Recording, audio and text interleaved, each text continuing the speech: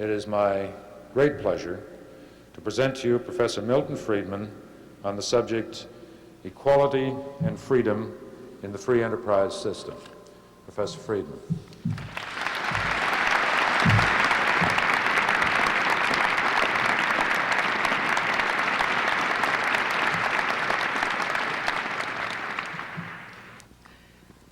What I am going to talk to you about tonight is a topic that is of extraordinary topical importance, but also of great subtlety, philosophically and in every other way. The belief that government has both the responsibility and the power to promote equality of income has become an article of religious faith. It takes about as much daring these days to question the virtues of egalitarianism as it used to take to question the virtues of motherhood. I trust that just as it no longer takes that much courage these days to question the virtues of motherhood, the time may come when an even greater degree of understanding about the problems of equality will make it less dangerous to question the virtues of the religious belief in equality. Like most religious beliefs, and the reason why it is to be called a religious belief, this one is unexamined and preached rather more than it is practiced. In this talk tonight, I want to discuss first the various meanings that are attributed to the concept of equality and the ambiguities which each of them have. Second, the relation between the value of egalitarianism or equality on the one hand and such other values as efficiency, justice, and liberty.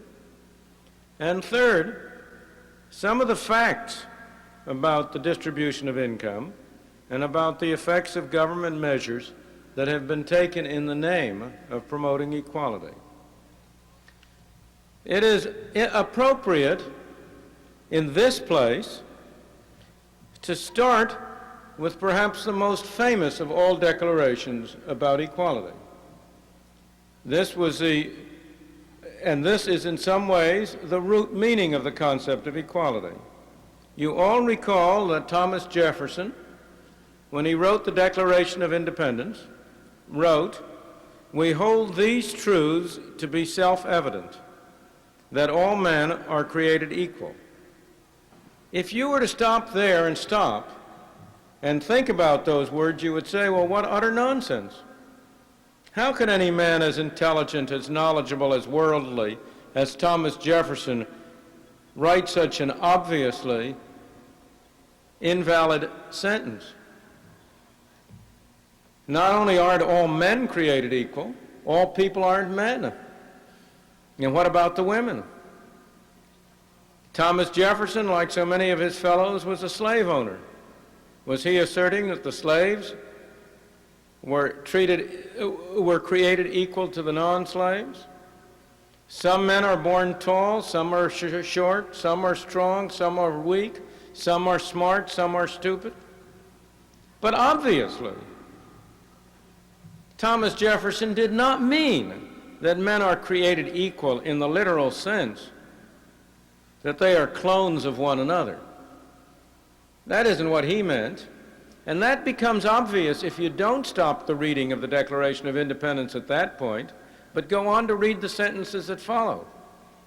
And what follows that statement in the Declaration of Independence, "We hold these truths to be self-evident, that all men are created equal," it continues, "that they are endowed by their Creator with certain inalienable rights, that among these are life, liberty, and the pursuit of happiness."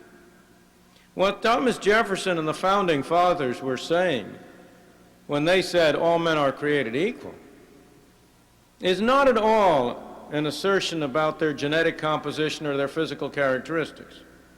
It was rather an assertion that they were equal before the law, that they were equal in the eyes of God, that each person is precious in and of himself, that each person separately is to be taken seriously as a human being in and of himself, and is not to be treated simply as a means for the purpose of serving somebody else's ends.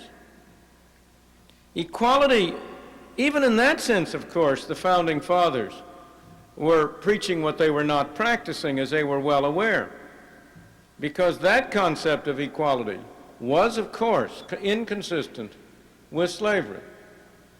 And the working out of the logic of the Declaration of Independence ultimately had to lead to the abolition of slavery, because it did violate this fundamental concept of equality, equality as human beings before the law and before the Creator. Now, equality of rights in this sense gets meaning precisely because people are not equal in tastes, in values, in capacities. It's precisely because people are not equal that we have to stress that people have the right to life, liberty, and the pursuit of happiness. Because people are unequal and different, each will view his happiness as lying in a different area. Each will have different values. He will hold different things high. And if each separately is to be regarded as an end in himself, it is essentially necessary that he be given the opportunity to pursue those differences and to satisfy his tastes and values and not somebody else. Equality in this sense, equality of rights, personal equality, is a precondition of permitting human freedom. That's the original, I believe, and the most important sense of equality. But there are two other senses which it has been given, which need attention. The second, the most widely discussed sense of equality, is the notion of equality of opportunity. All of us are accustomed to saying, well, of course, men aren't equal, but they should run a fair race. We want people to have equality of opportunity. Now, in any literal sense, that's just as impossible as is physical genetic equality. I have one child who is born with sight, and another child who is born blind. What can it mean to say that they shall have equality of opportunity? Their opportunities are unequal. I have children who are born in the United States of America, a great country, a wealthy country with many openings. I have children who are born, let us say, in India, or in China, or in Russia, or in any one of a dozen other places in the world. What can it possibly mean to say that their opportunities are equal? Within a single country, some children are lucky enough to have parents who are concerned about them, who give them a background of culture and understanding and schooling and education. Other children are born so unfortunate as not to have the same quality of parents. There is no way in any literal sense you can achieve equality of opportunity. And yet, the concept has a meaning and a significance. What we really mean by it, I believe, is not the literal sense that people shall have equal opportunities, because that's impossible. What we really mean is something else. It's the idea that is expressed best by the French phrase that became common at the time of the French Revolution. I won't give it to you in French because my French pronunciation is so terrible I would mangle it. But the English of it is a career open to the talents. that every career shall be open to every individual who shall have the talent and the ability and the good fortune to have had the upbringing which would qualify him for it. The meaning of equality of opportunity in this sense is that there shall be no arbitrary obstacles placed to prevent people from achieving those careers, those positions, those opportunities for which they have the ability and the capacity and the taste to qualify. In that sense, equality of opportunity, as we shall see, is also a necessary condition for freedom, in the sense that there shall be no arbitrary obstacles preventing people from developing their capacities. But I come to the third sense, and the one which is the one most widely used today, and that's the notion of equality in the sense of equality of outcome. This is what is meant when people say we want a society in which inequalities of income are less, in which differences in wealth, differences in goods and services available are less. Now, equality of income, equality of outcome, is clearly inconsistent and contradictory to equality of opportunity of the kind we've just been talking about. Let me illustrate that in a rather silly and trivial way. A group of us get together to play a game of poker. Equality of outcome means that after the game is over, you have to redistribute the money so everybody ends with the same amount. Well, that takes all the fun out of the game. And it also completely denies the idea that at the outset, everybody shall have the opportunity to do the best he can. If everybody is to end up in the same place, to have the same outcome after the event, what does it mean to say that people shall have equality of opportunity to achieve as much as they can in terms of their capacities? So equality of outcome, is clearly inconsistent with any appropriate concept of equality of opportunity. But beyond that, it is an even more difficult concept to define precisely than are the other concepts, equality of rights or equality of opportunity in the sense of no arbitrary obstacles. If we're going to talk about equality of income, what is the appropriate area? Should we talk about the world as a whole? Are people who say we cannot tolerate inequalities of income saying we shall see to it that the objective, that the aim ought to be to have every person around the world have the same income as every other person?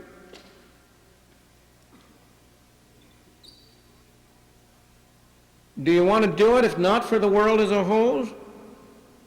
Is it to be equality within a country, within a state, within a city, within a family? How do you know when two people have equal incomes? What does that mean?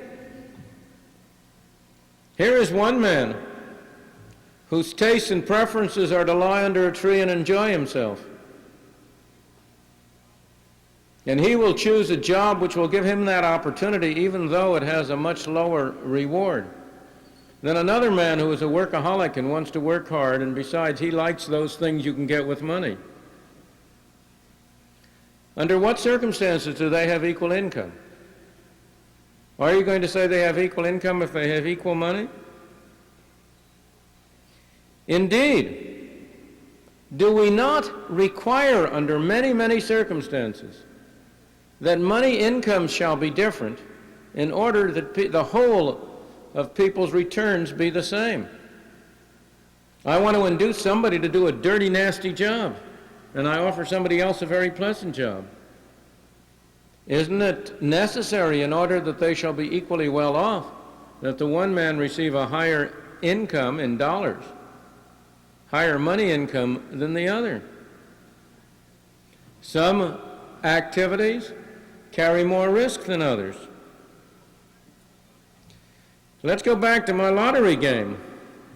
I have 1,000 beautiful girls who want to go into the movies.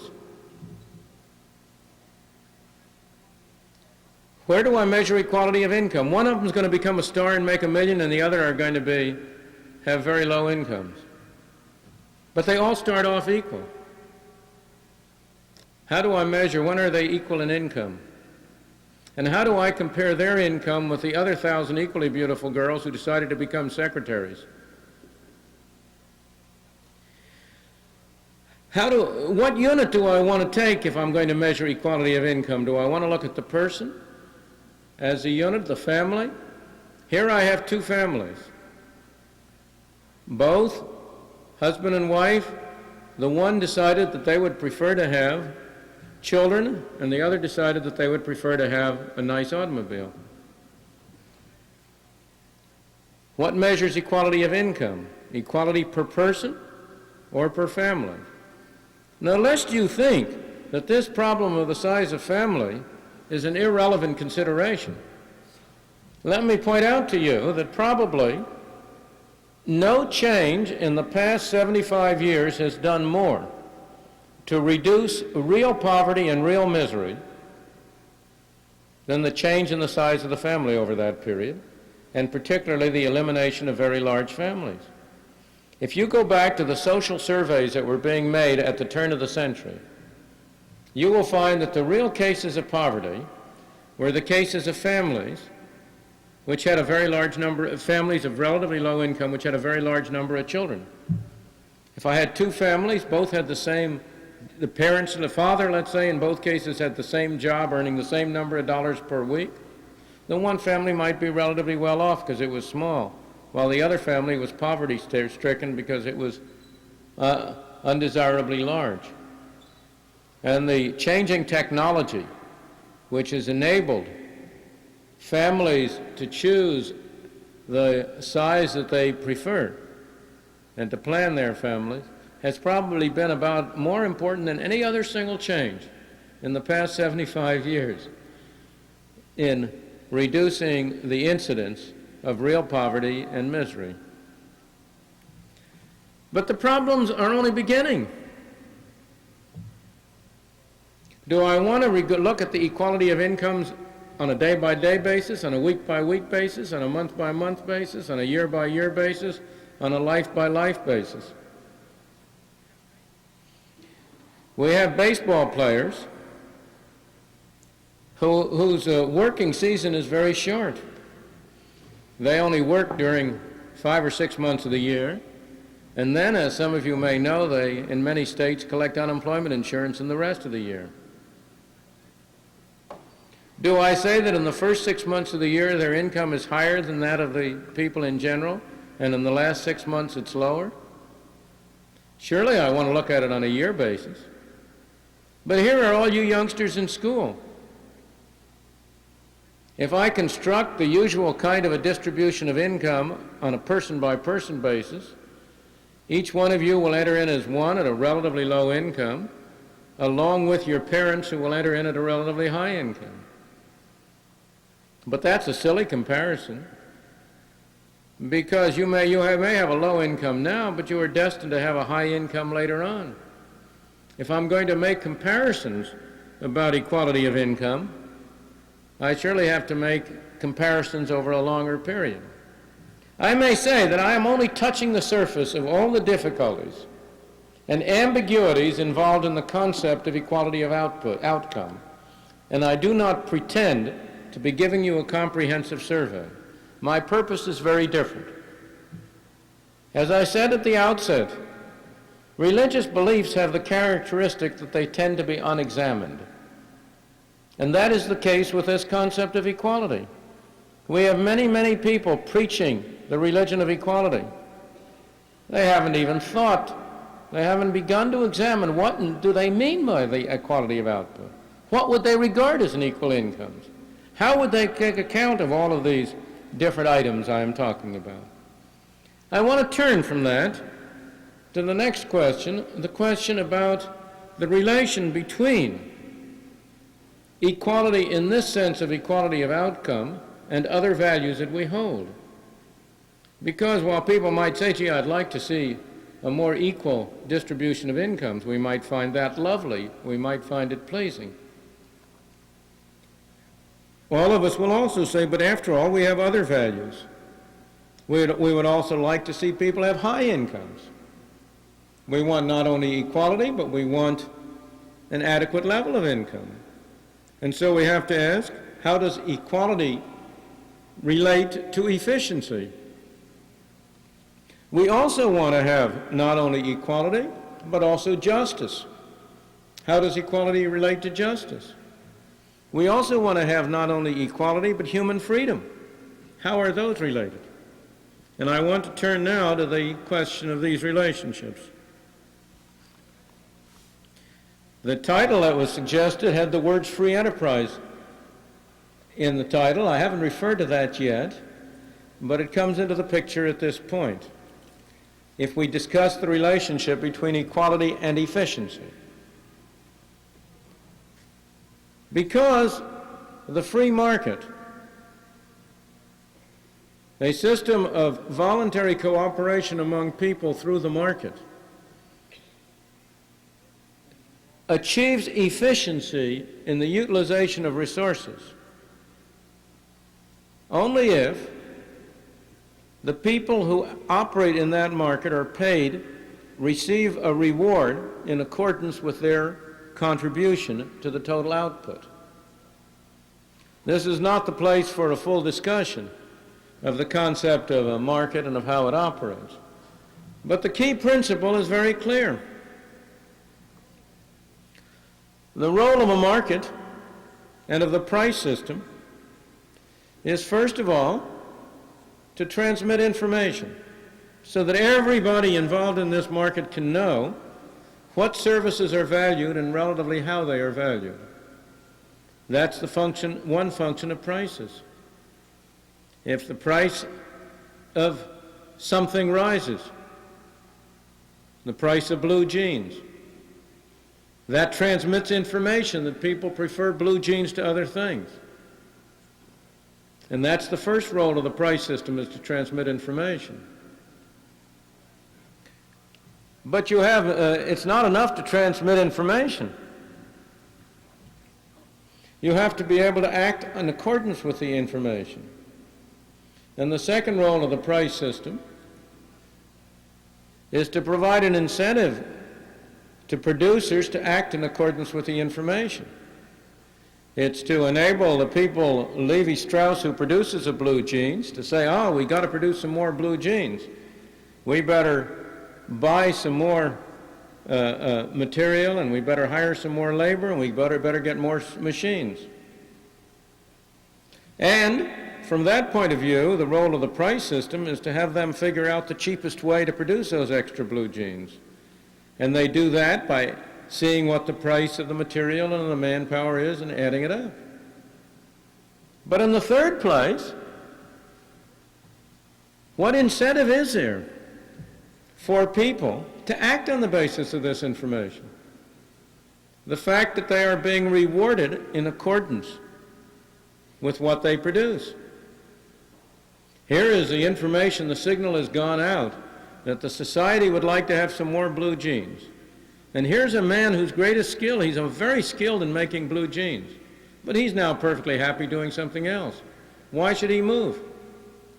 Well, the price system leads him to move if he is rewarded, if he gets an income in accordance with the value of what he produces.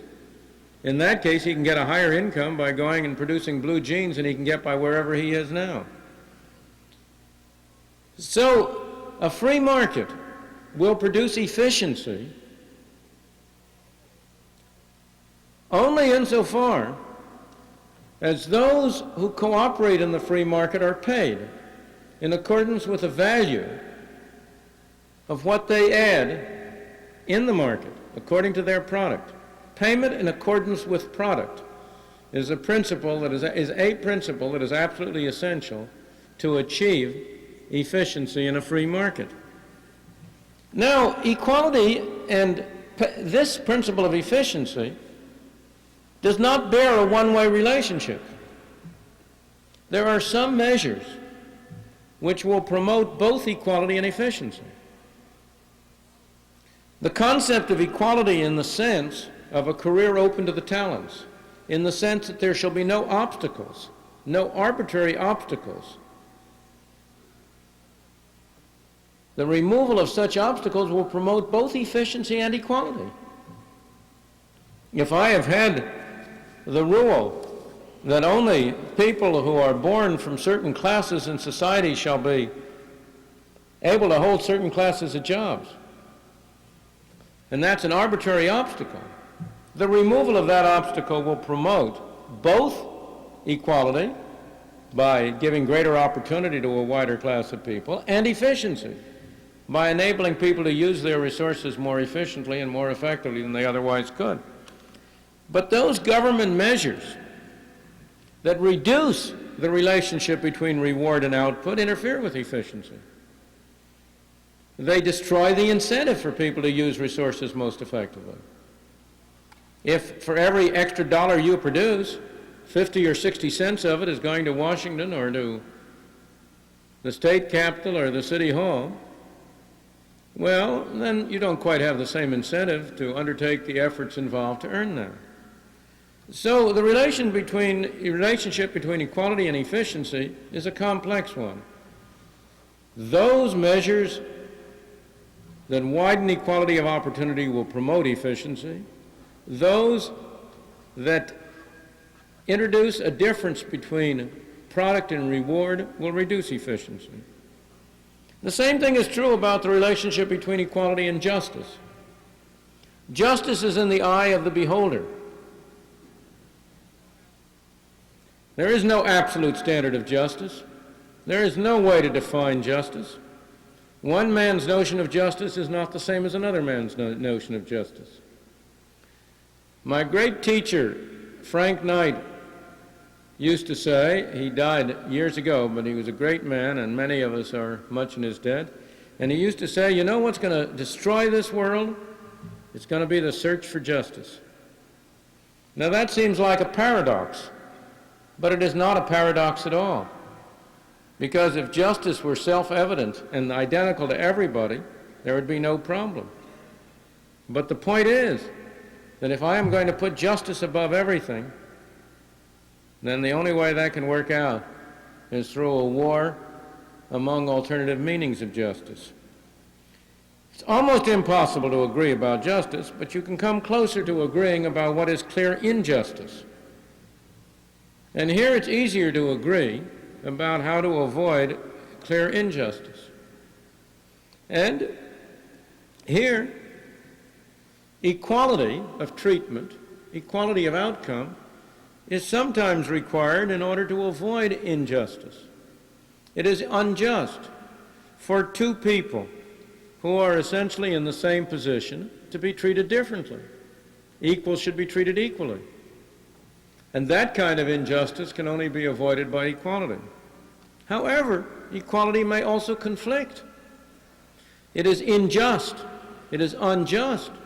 if a thief and his victim are treated equally.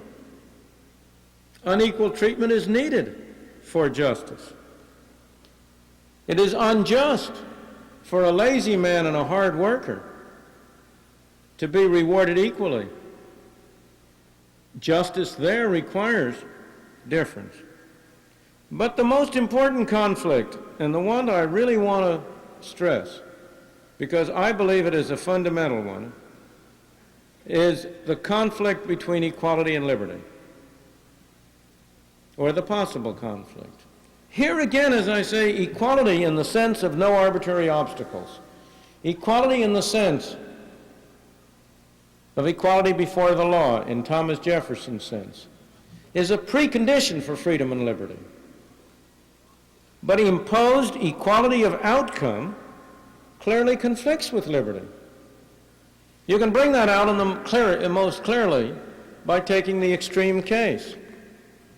Suppose everybody was going to end up having the same amount of goods and services regardless what happened.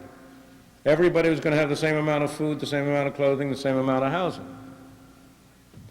How would it be decided who would do what work? How do you, under those circumstances, allocate jobs? Who sweeps the streets? Who directs the traffic? Who teaches the classes? Who flies the airplanes? If everybody's going to end up being exactly equal, you're not going to have very many volunteers for sweeping streets.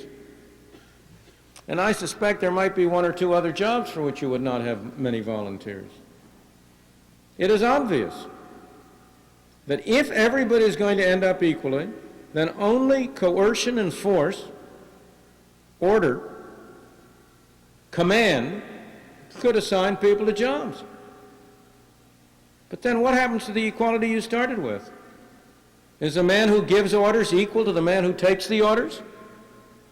Are you not in that wonderful position that George Orwell described so well in Animal Farm, in which everybody is equal, but some are more equal than others? Perfect equality is a myth.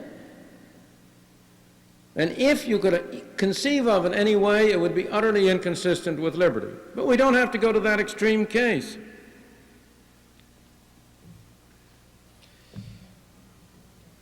There's a wonderful book by Bob Nozick which deals with the case of equality and anarchy. And he gives a simple example to illustrate this point that I think is very effective. He says, let's suppose hypothetically we started out with a situation in which everybody was absolutely equal in terms of income. Everybody had the same number of dollars of income, and for a moment we begged the question of who does what. And he says, but you know, and this is a good auditorium in which to mention this, there's one great basketball player, let's say, to go back a little ways, Wilt Chamberlain. And lots of people would love to see him play basketball. And they all get together and they decide they'll chip in a quarter apiece to make up a purse in order to persuade him to play basketball. He's perfectly willing to play basketball if he gets that amount of money, but if he doesn't get paid at all, why should he bother? Now, if you're going to maintain an equal society, you've got to prevent people from doing that. That's a violation of equality, because after the game is played, it's like after the poker game or after the lottery, people will no longer be equal. Again, from another point of view, you see that equality and liberty really conflict very sharply. That you cannot achieve complete equality without utterly destroying liberty, without destroying freedom. That inequality of outcome, of final product, is in many cases the other side of freedom. Now, once you put it this way, it becomes absolutely clear that, you know, people don't really want equality of outcome. That's a bunch of nonsense. People may talk as if they want equality of outcome, as if they are egalitarians, but nobody believes it. Is there anybody who really says that you ought to prohibit people completely from participating in lotteries? Well, lotteries are illegal in one form or another in many states. Mistakenly so, I believe. But there are lotteries and lotteries. I've already suggested that the young women who seek a career on the stage or in the movies are engaged in a lottery. People who go into a business which may yield them a lot of money or in which they may go broke, they're engaged in a lottery. People who buy stocks in the New York Stock Exchange are engaged in a lottery. Some people are going to win, some are going to lose. And everybody goes in with his eyes open, knowing he may win or he may lose, of course. We all grossly overestimate our own chances of winning. That's natural human optimism. If it weren't for that, Reno and Las Vegas would be ghost towns. But yet, do we really want to say that we want to have a world in which it is impossible for people to undertake lotteries? If the people who preached equality really wanted equality, there is nothing in the world that would prevent each one of them achieving the objective himself. If he thinks you ought to have equality in the country as a whole, the statistics are available for him to figure out the average income every man in the country has, on the average. And if he has more than that, for him to take the excess and distribute it. He will be achieving equality. He will be making his own contribution to equality.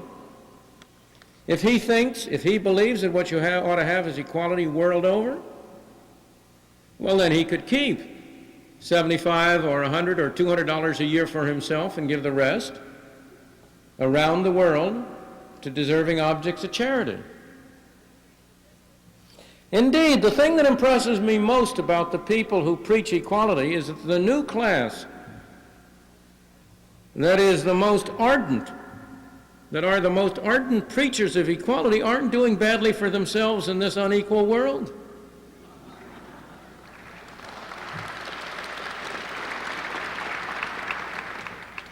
And of course, this is one of the major problems, one of the major reasons they preach it. Because the doctrine of equality has proved a very potent means for producing good jobs.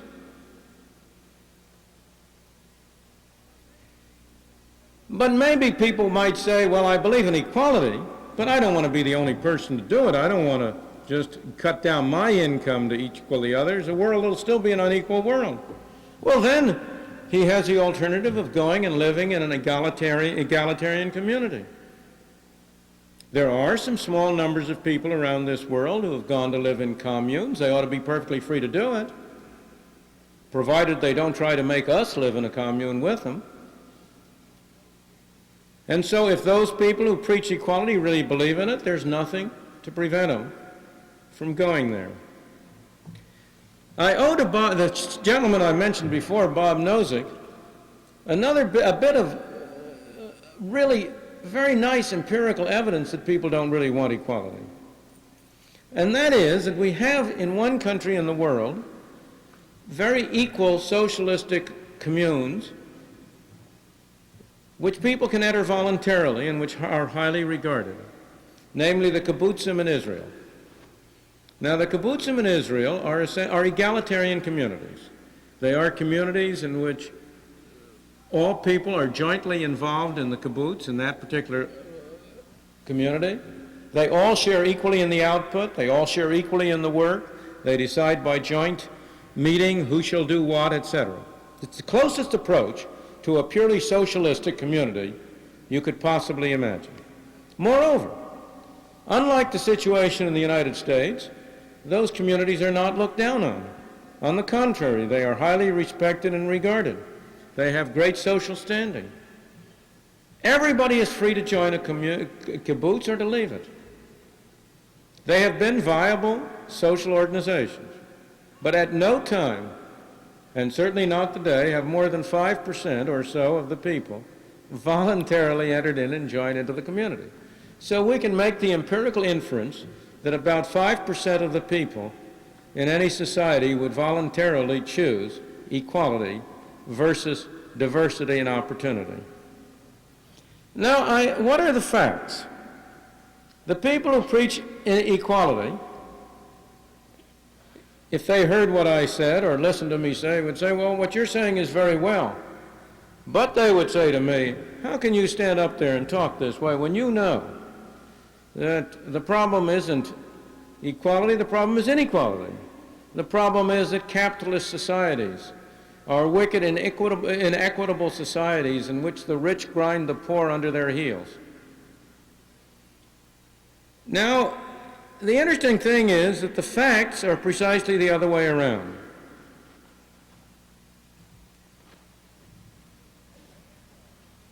The facts are that free market, competitive capitalist societies produce less inequality than any other societies in the world.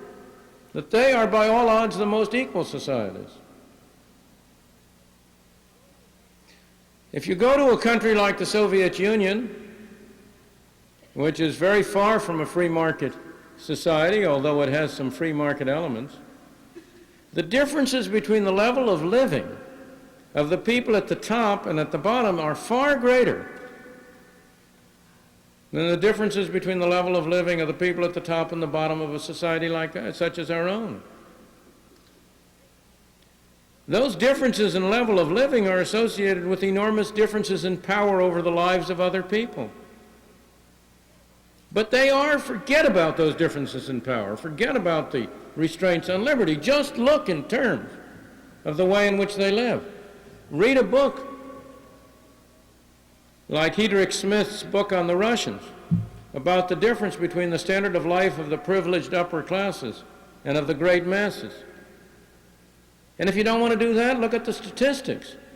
The income of a foreman in a Russian factory is higher relative to the income of an ordinary worker than the income of a foreman in the United States in an American factory.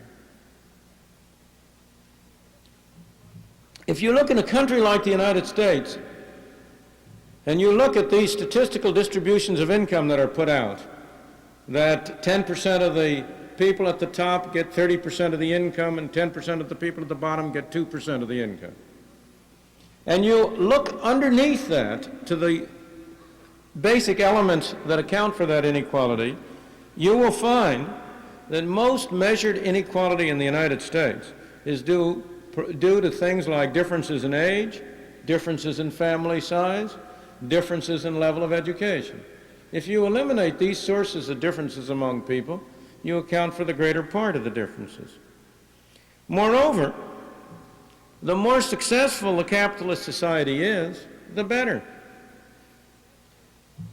Industrial development, mechanical improvement, all of the great wonders of the modern age have done relatively little for the people at the very top of the income scale. Modern plumbing didn't mean a thing to the really wealthy people in ancient Rome. They had running water. It was carried in the hands of servants, but it was running. It didn't do them any good to be able to turn a tap. Television, radio that has brought what some people regard as entertainment to millions of others. The patricians in Roman society, they could get the best artists in their society to come into their homes for them. No, the great achievements and improvements of Western capitalism have redounded primarily to the benefit of the ordinary man on the street. They have primarily made available to the masses the luxuries that before that were available only to the classes.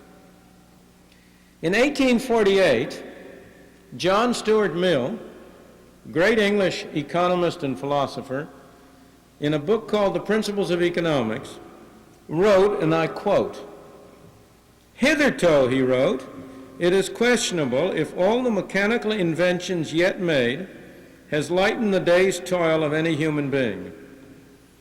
They have enabled a greater population to live the same life of drudgery and imprisonment, and an increased number of manufacturers and others to make fortunes. They have increased the comforts of the middle classes, but they have not yet begun to effect those great changes in human destiny which it is in their nature and in their futurity to accomplish." Nobody could say that today. Had not lightened the day's toil of any human being? You will travel from one end to the other end of the prosperous countries like the United States, where capitalism has brought mechanical invention, and the only people you will find engaging in hard day's toil are those who are doing it for sport. If you want to find people really working hard, you have to go to the countries where capitalism has not yet come, to the backward countries. You have to go to places where people are still breaking the ground with a pick. They are still doing it. I go back to Thomas Jefferson, whom I started with. I once went through Monticello, his estate here near Charlottesville, and in going through Monticello, the guide tells you how many household servants he had. I took that figure, and I used it to estimate how much a person would have to spend today to be able to command the full-time services of as many people as Thomas Jefferson commanded for his consumption. I don't mean directly in having people around the house, but after all, if I buy a suit, somebody has worked to make that. That's the equivalent of so many days' services. And so I said, take the total amount of consumption divided by the average wages of a man, and that's the number of men that a man commands. Now, Thomas Jefferson was a well-to-do man, but he wasn't one of the most wealthy men of his times. He was upper middle class, lower upper class. There were many people like him. I no longer remember the exact number, but I remember that I calculated that for a person today to be able to command the services of as many people as he did, he would have to be able to spend on consumption something like $3 million a year. Now, the proportion of the American population that can do that is minuscule compared to the fraction of the people in Thomas Jefferson's day who were of his level of well-being. The fact is that there has been an enormous increase in equality in the United States, primarily as a result of free market capitalism. Of course, you will say to me, but what are you talking about? We haven't had free market capitalism. The government has been playing an increasing role in the last 50 years. All of these improvements you're talking about are attributable to the wise and beneficent intervention of the government in evening out the extremes of the income distribution. What about that? Well, I believe the situation is exactly the opposite. That government intervention has been a major source of inequality at both ends of the income scale. If I ask today, what are the major sources of poverty for the disadvantaged in this country? If you examine that question, you will find that the major sources, the major creator of poverty has been the U.S. government and local governments. If I take the class that is most noted, that we are likely to talk about, in what respect are the poor in the center ghettos of our big cities most disadvantaged? In what respect are the poor blacks worst off? There is no doubt what the answer is. The respect they are most disadvantaged is in the kind of schooling they can get. Why? Because the schools are run by the government. First of all, we give them a whammy in not letting them get decent training to have skills to work, and then we say, you don't have good skills, you aren't worth much in the marketplace. We want to make sure you are really not getting jobs, and so we will impose a minimum wage rate that will make sure that you're not worth anybody's while to hire. The minimum wage rate is the most anti-Negro law on the books of the United States, in my opinion, because it requires an employer to discriminate against anybody who has low skills. So our government schools give them low skills, and our government minimum wage laws deny them a job to get on-the-job training. Our government laws promote and defend the restrictive practices of trade unions, which have been another source of reduced opportunity to improve their lot on the part of low-income groups. We have a welfare system in the United States which has encouraged people to stay in the area of poverty, to become poor and to stay poor. The alleged intentions are excellent, but the actual outcome is very different from the intentions. So on the one end, governmental programs, many enacted in the name of helping the poor, have in fact been a source of poverty for the disadvantaged. At the other end, a major source of great wealth has been special government privilege. You know, if you will pardon me for touching on high and mighty subjects, there was a president of the United States who was able to retire after the end of his term to a very high income level on the basis of a family fortune founded upon the possession of a number of TV licenses. There have been very few, it's not an accident that some of the great fortunes in this country in the past 30 or 40 years have been made either in the radio and television field or in the field of oil. Because those are both areas in which the government has been granting special privilege. In the one case in the form of licenses for TV and radio stations given without charge. In the other case, in the early days, in the form of percentage depletion, of state pro-rationing boards, of oil import quotas. More recently, in the form of entitlements, subsidies for the import of oil, and so on. If we look beyond the United States, if you go to the poorer countries of the world, to the underdeveloped countries, fortunes in those underdeveloped countries in the past decades have been primarily made through having import permits from the government privilege. So government intervention, in my opinion, has been a source of less equality, not of more. What's true of these specific measures may well be true of government redistribution via taxes. It may well be true of what we call, erroneously, our progressive income tax system.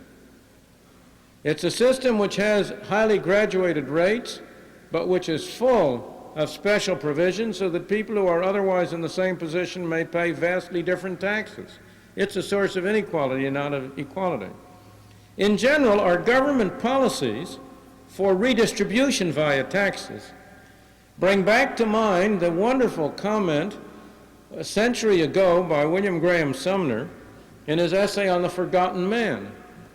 Do you remember his comment about the society in which A and B get together to decide what C shall do for D?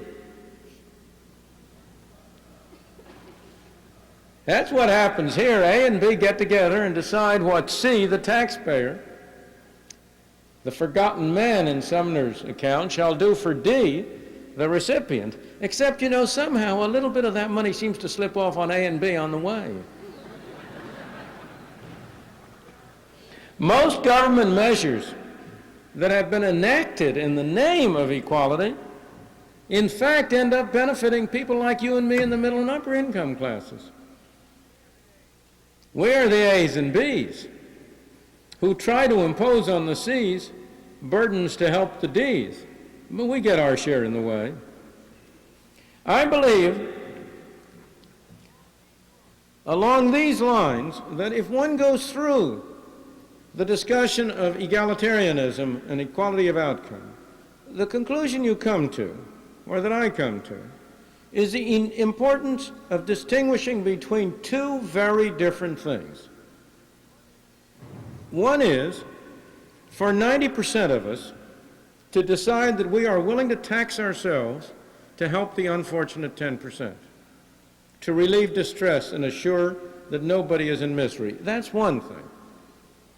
I think it's a wholly different thing for 80% of us to impose taxes on one 10% in the name of benefiting the other 10%. I think it's a wholly different thing for any majority of us to redistribute income between one group and another, not to relieve misery, not to finance necessary projects, but simply because, as many of the proponents of equality will say, they find inequality unlovely. The redistribution of income, the taking from some to give to others, in order to achieve some kind of an abstract concept of equality, is comparable to cutting down the high trees in a forest to the same level as a low tree so that no tree shall stand above any other. And it seems to me wholly unjustified. I do not believe it can be regarded as just or proper or right to use policemen to take resources from some in order to give to others, just because some of us may think that our values demand greater equality. My final conclusion Any society that puts equality ahead of freedom will end up with neither equality nor freedom. Any society that puts equality before freedom will end up with neither. On the other hand, a society that puts freedom first will, as a happy byproduct, end up both with greater freedom and greater equality. It will be a byproduct, but it will not be an accident. It will not be an accident because a free society releases the energies and the abilities of people to pursue their own objectives.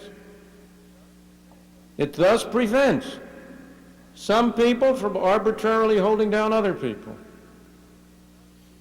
It thus prevents people from achieving positions of privilege and maintaining it permanently.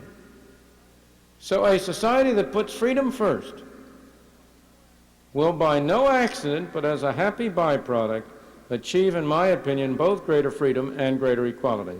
Thank you.